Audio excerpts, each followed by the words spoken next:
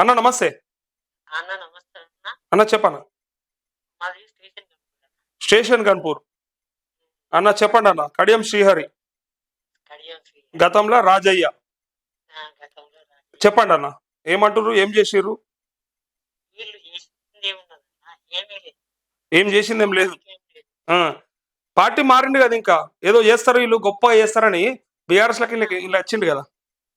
ఆయన ఇక్కడ దళితుల్ని ఎదగనీయం కానీ ఆయన ఉన్న పార్టీలు మాత్రం ఇక అది ఒక నాయకుడు ఎదుగుతా అంటే ఆ పార్టీలకు చెప్పాడు. అది ఆయన క్యారెక్టర్.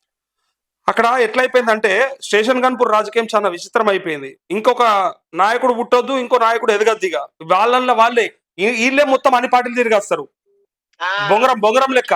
40 సంవత్సరాలు ఏ నాకు ఎరకాది. నేను డిప్యూటీ సీఎం రాజయ్యని ఇంటర్వ్యూ చేసిన. ఆయన డిప్యూటీ సీఎం ఉన్నప్పుడు ఆయన కాన్వాయిల్ ఇచ్చిండు. ఒక ఇంటర్వ్యూ చేసిన నేను ఒకప్పుడు ఆ 2017 ఆ టైంలో. అయితే ఆయన ఏం చేసిండంటే, ఆయన ఏం చెప్తారంటే కెమెరా ముందు ఒకటి చెప్తారు, కెమెరా ఇంకొకటి చెప్తారు. వీళ్ళు మీ వాళ్ళంతా మీకు కథలు తెలుసు నాకు. మీ వాళ్ళే స్టేషన్ గన్పూర్ ని ఎట్లా ఆటాడిస్తున్నారు అంటే, ఎటు పెట్టి మా ఆధీనంలోనే ఉండాలి.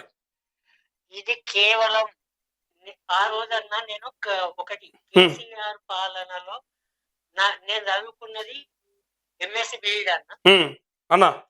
ఎంఎస్సి బిఈడి సైకాలజీ చేసిరా మీరు? వచ్చినప్పుడు కరెక్ట్ గా పోస్ట్ పెడితే ఈ రోజు నేను ఒక జాబర్. అరే సైకాలజీ చేసిరు మీరు బిఈడి. ఏజ్ దాటింది. ఇప్పుడు నేను ఏం చెయ్యాలి? వీళ్ళ మీద యుద్ధం చేయాలా? ఇంకొకటి నాలాగా లైఫ్ అవ్వద్దని చూడాలా? చూడాలన్నా, చూడాలి. వచ్చే ముందు గ్రూప్ 2 రాసిన ఆ రిజల్ట్ కూడా పెట్టాలి కేసీఆర్ అన్న. దేవుడు మనకు 2 అవకాశాలు ఇస్తాడే. ఇక ఒకటేమో మనమే పోరాటం చేసి, మనమే కష్టపడి, మనమే ఫైట్ చేసే ఛాన్స్ మనకి ఇస్తాడు. ఒకవేళ ఇంకొకటి నేను ఇంకొకటి ఫైనల్ చేస్తున్నా. ఒకటి మనకు అవకాశం ఇస్తాడు. ఇయ్యలేదనుకో ఇంకొక అవకాశం ఇస్తాడు. అది ఎదిగేటోన్ని, కొట్లాడేటోన్ని, కష్టపడేటోనికి సపోర్ట్ చేయడం ఇస్తాడు. ఏదైనా ఒకటి చేయొచ్చు. చేతిలో నీకు ఒకటి ఇస్తాడు, అది కాలేదనుకో కనీసం రెండోది అయితే పక్కా అవుతుంది. కనీసం చేసేటోంతో కన్నా సపోర్ట్ చేయాలి. అవునన్నా కరెక్ట్. ఇప్పుడు మా కారణం అయితే మా నియోజకవర్గంలో రాజకీయం అనేది కాదు. నాకు తెలుసు కదా, మీ నియోజకవర్గం గురించి నేనే చెప్తున్నా కదా. ఆ 2-3 చేతుల్లోనే ఉండాలి తప్ప ఇంకొకటి ఎదగద్దు, ఇంకోటి రావద్దు, ఇంకోటి పైకి ఉండొద్దు. ఇక ఒకరిని చూసి ఒకటి ఓర్వలేని కథలడా. ఒక సజెషన్ అన్న. ఉద్యమకారులు అందరు బయటకు వచ్చి 3 రాజకీయ పార్టీలను పొందబెడితే తెలంగాణ స్వచ్ఛమైన తెలంగాణ, ఆత్మగౌరవంతో పుట్టిన తెలంగాణ అవుతుంది. వీడు దాటే వాడతాడికి, వాడు దాటే వీడితాడికి, వీడి దాటే వాడతాడికి. ఇప్పుడు అప్పుడేం కుటుంబ పాలన, ఇప్పుడు కుల పాలన. ఇప్పుడు కూడా కుటుంబ పాలన. ఇప్పుడు కూడా అన్నదమ్ములు లేరా, భార్య భర్తలు లేరా? ఇంకొకటి అన్న, ఇప్పుడు మొత్తం రెడ్డిస్ అయింది. అప్పుడు ఒక కుటుంబం అయితే ఇప్పుడు అన్ని కుటుంబాలు అయినాయి. అన్ని కుటుంబాలు అదే కుల పాలన. ఇంకొకటి కుటుంబ పాలన. ఇంకొకటి ఎస్సీ ఎస్టీ బీసీ మైనారిటీ వీళ్ళు ఏంటి? వీళ్ళు నిమిత్తం ప్రేక్షకులే. ఓట్ల కొరకే వీళ్ళు బతకాలి. అట్లా అందు గురించే నేను ఉద్యమకారునన్నా కాకతీయ యూనివర్సిటీ. నేను చెప్పన్నా, నువ్వు చెప్పిన దానికి మనోళ్ళ బతుకులు ఏంటి అంటే, మనము ఓట్లేస్తాము, మనమే అలా భుజాల మీద ఎక్కించుకుంటాము, తీసుకపోయి గజ మీద కూర్చోబెట్టి మళ్ళీ మనమే బిచ్చమడుకుంటాం. ఇది మన పరిస్థితి. ఇది మన పరిస్థితి. చట్టాలు చేసే చోట మనం ఉండము, గల్లాపెట్టెల కాడ మనం ఉండము. మనకేమైనా అవకాశం ఉంటుందంటే ఏముండదు. మళ్ళా మనమే తీసుకుపోయి మనమే ఒకరిని పెట్టి మనమే వంతోని బతిలాడించుకుంటాం. అది మన పరిస్థితి. ఇంకొకటి, ఇప్పుడు ఈ రాజకీయ పార్టీలు చూడండి అన్న, మీరు చర్చ తీశారు కాబట్టి నేను అంటా ఉన్నా, ఏ పార్టీలో చూసినా కూడా గీల నాయకులుగా ఏళ్ళ అధికారం ఉంటే వాళ్ళే. మళ్ళా అందులో మంత్రులుగా వాళ్ళని చూస్తాం, ఇంట్లో కూడా మంత్రులుగా వాళ్ళని చూస్తాం మనం. అందుకే అన్న మన ఉద్యమకారులు బయటికి రావాలి. తెలంగాణను ఒకటన్నా కేసీఆర్ రావాలి, కేసీఆర్ ఇంకెవరు రావాలి. సచిన్ ఎక్కడో చారన్న తెలియదా? అది అందరూ తెలుసు. కృష్ణ అన్న యాకయ్య చిన్న పిల్లగాడన్న ఇంటర్మీడియట్ అసెంబ్లీ ముట్టడి అప్పుడు కిరోసిన్ పోసుకొని ఆయన బొర్రుతాగి ఆ విజువల్స్ చూస్తే కళ్ళల్లో నీళ్లు తిరిగి నేను చచ్చిన మంచిదేరా, ఆందోళన 20 మంది నన్న చంపాలన్నంత ఆవేశంతో పోయిన ఇవన్నీ కూడగట్టుకొని మాకు రాజకీయం వద్దు, జాబితా దారుగా బతికిపోతాము, మా కుటుంబాలు బతాయి, మమ్మల్ని కష్టపడి మా అబ్బాయి చదివించింది ఇంత. నాకు ఒక 7 ఎకరాలు ఉన్నారన్న. ఇప్పుడు 7 ఎకరాలలో నేనే వ్యవసాయం చేసుకుంటాను. ఓకే. ఎంఎస్సి బిఎడ్ చదివినప్పటికీ కూడా మీరు వ్యవసాయం చేసుకుంటారు. మరి ఇంకేం ఉమ్, చేస్తామన్నా ఈ అందు గురించే రాజకీయవేత్తలు ఫస్ట్ కార్యకర్తలను కొట్టాలన్న ఊళ్ళో పోయి ఉమ్, ఉమ్, ఉమ్, కార్యకర్తలు అనే ముంద కొడుకులను కొట్టాలి. ఉమ్, ఉమ్. వీళ్ళకి ఆ నాయకుడు చేసే మోసాలను ప్రశ్నించేటోడు కార్యకర్త. అందరు అట్లా లేరన్నా, నాయకుడి మోసాలను అంటే అందరూ నీ లెక్క లేరు. ఇలా కాంగ్రెస్ కార్యకర్తలు నాయకులు ఫోన్లు చేస్తారు, చూసిరా మీరు?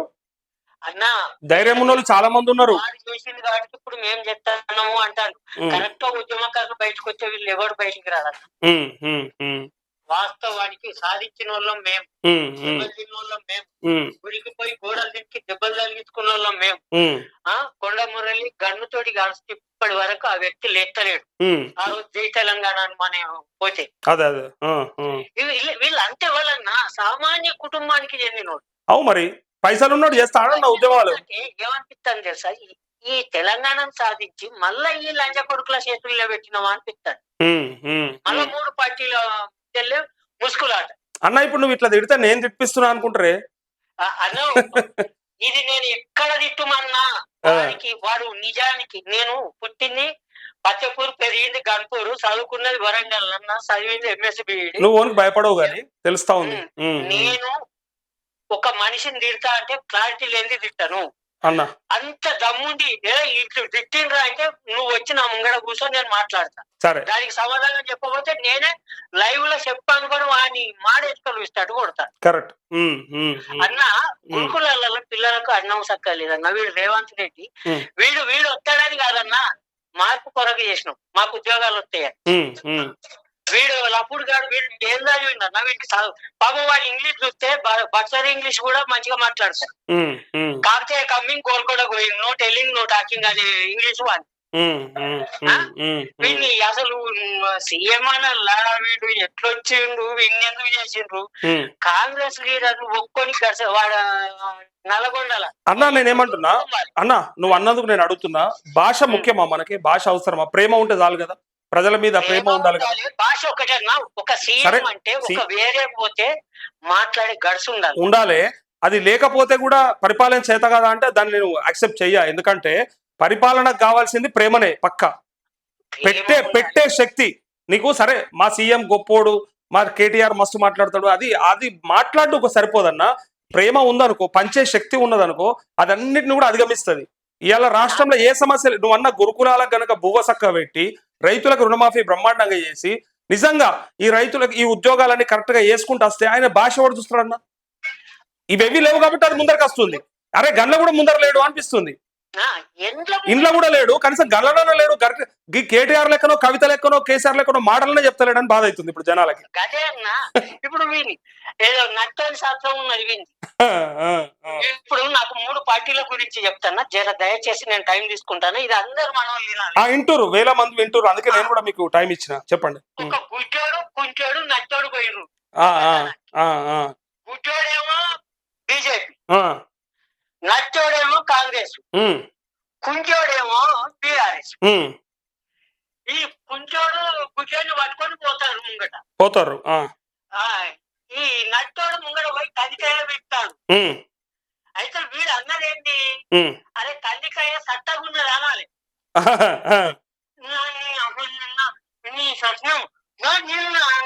అన్నాడు అనరాక అనగానే వామ్మ ఎవరు వస్తాను కానీ వీడుక వాడుక అన్నట్టున్నది ఈ 3 పార్టీల సంగతి. నా కొడుకులకు ఇచ్చేది ఉంటే మన తెలంగాణలో యువతకు ఉద్యమకారులకు వదిలిపెట్టి మేము పార్టీలకు మేము రాము, మేము చెయ్యమని వాళ్ళు నిజంగా వాళ్ళ అయ్యలాగా పుడితే కరెక్ట్ పాలించమనన్నా. 100 వచ్చిన కాడ 10 తినమని ఆ బుడ కొడుకులు తింటారు. ఎట్లా నువ్వు అద్దన్న తింటారు, కడుపు లేవా వాళ్ళకు, నోలు లేవా? కడుపులు కాదన్నా, వాడిని 1000 తరాలు తిన్నా కూడా జరగండి. ఎక్కువ వస్తున్నా కూడా రోగాలు పాలి అన్న.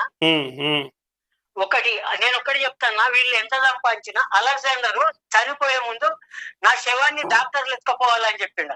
డాక్టర్లు ఎత్తుకపోవాలి, చేతులు మీద పెట్టి బొంద పెట్టాలి, పైసలు చల్లాలి, ఆకాశాన్ని చూసేటట్టు బయటికి పెట్టుండ్రు అన్నాడు. కరెక్ట్. ఎందుకు డాక్టర్లు కూడా నన్ను కాపాడలేరు, డాక్టర్ల చేత కూడా కాలేదు, దేవుడు నేను సంపాదించిన సంపాదన కూడా నాతో రావడం లేదు, చల్లుకుంటూ వచ్చిన. అయ్యా దేవుడా నువ్వే దిక్కు, నాకు గానే 5 గజాల తలం పెట్టిండ్రు అనేది. ఈ లంజ కొడుకు రాజకీయవేత్తలకు ఇది ఒక్కటి తెలుసుంటే సంపాదన కాదు, బతికిన రోజులు 10 మంది 4 కోట్ల మంది చెప్పుకునే పరిపాలన చేయమనన్నా ఈ బీజేపీ 3 పార్టీలలో ఏ నాయకుడినన్నా. అన్న ఇప్పుడు నువ్వు అన్నందుకు నాకు ఇంకోటి యాదికి వస్తుంది. నీలాంటి వాడు చెప్తే, అంటే ఒక పేదోడు ఓ బక్క చిక్కిన రైతు చెప్తే వినరు మనోళ్ళు కూడా. పెద్దోడు అట్లట్లే పెద్దోడు ధనికుడు వేలాది కోట్ల రూపాయలు ఉన్నోడు బయటకు వచ్చి ఈ రైతుల కోసము ఈ పేదల కోసం పాటుపడతా, ఈ పేదల సంక్షేమమే నా సంక్షేమము నా లక్ష్యము అని చెప్తే ఆ స్పీచ్లు వింటాం మనం మంచిగా బ్రహ్మాండంగా. పేదోని గురించి పెద్దోడు చెప్తే వింటాం మనం, గమ్మతుంటది అది. పేదోని గురించి పేదోడు కొట్లాడితే పట్టించుకోరు ఏడైనా. నేను ఇక్కడ వ్యవసాయానికి పోయి వచ్చి ఇందిరా మేడం అప్పుడు కాంగ్రెస్ తరఫున పోటీ చేసింది, సింగపురం ఇందిరా. నేను పోయి మాట్లాడుతా అంటే ఆ మేడం కాడ కూడా చదువుకున్నాడు ఒప్పట్లేడు సన్యాసి. ఈ అగ్రకులాల 4-5 వందలు పెట్టి మెడల గొలుసులు వేసుకొని ఏదేదో బాధకాలు కొడతాంటే నేను లేచి మాట్లాడి 500 తలకాయలు నా ఒక్క దిక్క చూసినాయి. నేను మాట్లాడిచ్చిరా ఫస్ట్ ఆడ నాకు ఇండియానగానే ఇచ్చారు. ఈ అనగా మాట్లాడంగానే ఒక్కడు సపోర్ట్ చేస్తలేడు. ఇక నేను అన్నా మేడం గెలుస్తుంది కానీ ఈ పక్కన పోయిన వాళ్ళే లండన్లో పుట్టుగాలు ఉన్నారు, వీళ్ళు ఏంది గట్టిగా ఉన్నోళ్ళే మళ్ళీ ఏ పార్టీలో చేరుతారు, వాడే చెప్పేదే వినాలి. ఈ కార్యకర్త ఇంకోటి చిన్నోడు పక్క చిక్కినోడు నువ్వు అన్నట్టుగా మళ్ళీ ఇదంతా ఇదే అవుతుందన్న. చేంజ్ కావాలి, అందు గురించే ఉద్యమకారులు రాజకీయాన్ని పాలించాలి, అయితేనే తెలంగాణ లాగా బతకగలుగుతుంది. ఉద్యమకారులను ఆదరిస్తున్నారు అన్న. ఇప్పుడు ఈయన జిట్టా బాలకృష్ణారెడ్డి గంత ప్రయత్నం చేసుకుండు, లాస్ట్ కు సచ్చేపోయిండు కానీ ఆయనను గెలిపించిన పాపన పోలే. కోదండరామరెడ్డి ఆయనను గెలిపించిన పాపన పోలే. ప్రజలు కూడా ఆలోచన చేసుకోవాలి అన్న. తెలంగాణ కొరకు ఉద్యమం కాదన్న, చాలా చేసిన వాళ్ళు ఉన్నారు. నేను అదే చెప్తున్నా, ఒక్క తెలంగాణ ఉద్యమం కాదు. ఆనాడు సరే ఈ రైతుల కోసం చేసిన వాళ్ళు ఉన్నారు, భూస్వాములకు వాళ్ళ మీద పోరాటాలు చేసిన వాళ్ళు ఉన్నారు, వాళ్ళ స్వాతంత్ర సమరయోధుల కుటుంబాలు ఉన్నాయి. ఎవరైనప్పటికీ కూడా వాళ్ళని మనం ఆదరించాం కదా. శ్రీకాంతాచారి తల్లి శంకరమ్మను మనం ఎందుకు గెలిపించుకోలేకపోయినాం? తప్పేమంతాడుంది తప్పు జనాలన్నా. మరి జనాలు కాదు. ఇప్పుడు మీరు నాయకులను ఇంత తిట్టిరు కదా, నేనేమంటున్నా జనాలలో కూడా ఆ తప్పును ఒకసారి ఆత్మపరిశీలన చేసుకోవాలి. ప్రాణత్యాగం చేసిన శ్రీకాంతాచారి తల్లిని మనం ఎందుకు కూడగొట్టుకుంటాము? ఈ సోయి ఉండాలి కదా. కార్యకర్తలు అంటే వాళ్ళు ఉన్నారు, ప్రతి పార్టీలు ఉన్నారు, ఓట్లు వేసే ముందు వాళ్ళ కాడికి పోతారు. మొన్న నీకు ఇది కావాలంటే మరి మా సార్ వస్తేనే అవుతుంది, నువ్వు గల్లది ఈ బెదిరింపులు జనాల ట్రాపింగ్ అది బీఆర్ఎస్ లో మస్తు జరిగింది. అప్పుడు అందుకోసం వాళ్ళని బొందబెట్టిరు. బీఆర్ఎస్ కు ఇప్పుడు సిగ్గు వస్తుంది. అప్పుడు వాళ్ళు చేసిన చోటామోటా నాయకుల వల్లనే ఇలా కేసీఆర్ కి గతి పట్టింది, అది తెలుసుకోవాలి.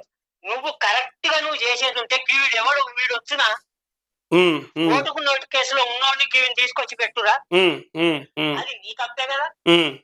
నువ్వు తెలంగాణ కొరకు ఉద్యమించడం అని చెప్పేసే కదా నిన్ను 2 సార్లు గెలిపించింది. యాక్చువల్ గా ఇది చెప్తే గమ్మత్ అనిపిస్తుంది కానీ యానన్న ఓ 10,000 రూపాయలతోనో 20,000 రూపాయలతోనో దొరికినోండి దొంగ లెక్క చూస్తారన్న ఈ సమాజం.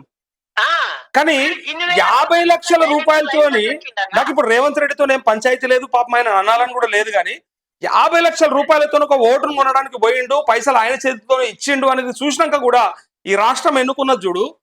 మరి విచిత్రం అనిపించింది నాకైతే ఈ విషయంలో. అందు గురించే జనాలు మారాలన్నా. నా ఇంట్లో 5 ఓట్లు ఉన్నాయి, ఎంత ఇస్తానో నాకు అనే వీళ్ళది ఓటు హక్కు క్యాన్సిల్ చేస్తే కరెక్ట్ ఓటు ఇస్తాడు, బతుకుతాడు భూమి మీద. ఇప్పుడు ప్రభుత్వ ఉద్యోగస్తులు చిన్న ఉద్యోగి ఓ 10,000 రూపాయలు, అది కూడా తప్పే. లంచం తీసుకోమని నేను చెప్తాను, ఎంకరేజ్ చేస్తాను, అది చేస్తే 100% తప్పే. 10,000 రూపాయలతో దొరికితే పింకు నీళ్ళలో పెట్టి వాని చేతులు పెట్టాడు నిలబెట్టి కుసోబెట్టి ఫోటో పెట్టి వాడిని ఇక మొత్తం ఈ దేశంలో పెద్ద దేశద్రోహి లెక్క చూపిస్తారు. అట్లాంటిది మాత్రం అది తప్పు అనిపిస్తుంది. ఇక్కడ అది తప్పైనప్పుడు ఒక సంతకం కోసము ఒక పర్మిషన్ కోసం 10,000 రూపాయలు లంచం తీసుకుని తప్పైనప్పుడు ఒక ఓటు కొనడానికి 50 లక్షల రూపాయలు ఇచ్చి అదే 5 కోట్లకు మాట్లాడుకొని ఇస్తే అది ఎందుకు తప్పు అనిపించలేదన్న ఈ ప్రజలకి? అదే అన్న, జనాలు వీళ్ళు ఇంకా మారాలన్న. జనాలు మారాలి. మాకన్నా అయితే రాజకీయం 40 సంవత్సరాలు మా నియోజకవర్గం ఇప్పటి వరకు డెవలప్ కాలేదు. ఈయన నీతి ఒక నిజాయితీ ఒక తిరిగితే నీతి తోటి మా నియోజకవర్గం డెవలప్ కాలే, ఆయన నిజాయితీ తోటి మా ప్రజలేమో సుఖశాంతులతోటి బతకాలి. మొన్న మీ కడియం శ్రీహరి ఒక మీటింగ్ లో చెప్పిండు, నా దగ్గర వీడియో కూడా ఉంది. అది ఏమని చెప్పిండు అంటే రుణమాఫీ అయిపోతుంది, గైడ్ లైన్స్ వస్తాయి, కేబినెట్ మీటింగ్ లో చర్చ చేస్తారని చెప్పిండు. అడగకపోయినా ఫోన్ చేసి మరి అన్న ఈయన గురించి క్లారిటీగా బక్క జెర్సన్ అన్న చెప్తాడు. ఇక బక్క జర్సన్ మొత్తం చెప్తాడు. ఆయన గురించి కాదు, రాష్ట్రంలో అందరి గురించి చెప్తాడు. రేవంత్ రెడ్డి గురించి ఎక్కువ చెప్తాడు. ఈయనను ఎమ్మెల్సీ ఎలక్షన్ల అప్పుడు ఒక ఫంక్షన్ హాల్ లో పెడితే కడియం శ్రీ గారి తరపున వచ్చిన వాళ్ళు ఒక 1000 మందిలా ఎమ్మెల్సీ ఓటు వేసేటోళ్ళము. కడియం శ్రీ గారి ఎమ్మెల్సీ ఓట్లు ఎంత మందికి ఉన్నాయి లేవట్టంటే అటో 10 మంది ఇటో 10 మంది లేవట్టున్నా 1000 మందిలా చూడిగా. అందులో ఒక క్యాండిడేట్ ఉండి ఒక ఎంపీటీసీ ఉండి కడియం శ్రీ గారు అన్న కట్ అయింది. అయ్యో సారీ అన్న, అది ఆటోమేటిక్ గా కట్ అయింది. నేనేం చేయలేదు, ఏమనుకోకు. ఎందుకంటే అది ఎక్కువసేపు మాట్లాడితే సిగ్నల్ పోతుంది. నీ నెంబర్ కూడా అదే